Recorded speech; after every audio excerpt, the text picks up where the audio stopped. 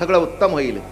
आणि एक सांगतो, जरूर प्रार्थना करा, जरूर प्रार्थना करा. प्रार्थना तारते. मी परवाच एक वाचलं, इंग्रजी मासिक होतं, पुण्याला माईकडे थांबलो होतो, तिथे एक इंग्रजी मासिक होतं आणि त्या मासिकामध्ये एक प्रार्थना असा लेख होता. फार सुंदर लेख होता.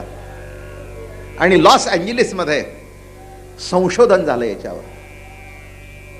393 हार्ट पेशंट त्या हॉस्पिटलमध्ये होते. सगळं हार्ट पेशंटचंच हॉस्पिटल होतं.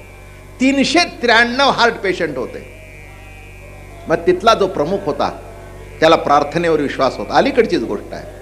मग त्यांनी काय केलं, 193 लोकांच्या करता 5-5, 6-6 माणसं निवडली आणि त्यांना सांगितलं की हे बरे व्हावेत म्हणून तुम्ही प्रार्थना करा. ऐकून ठेवा,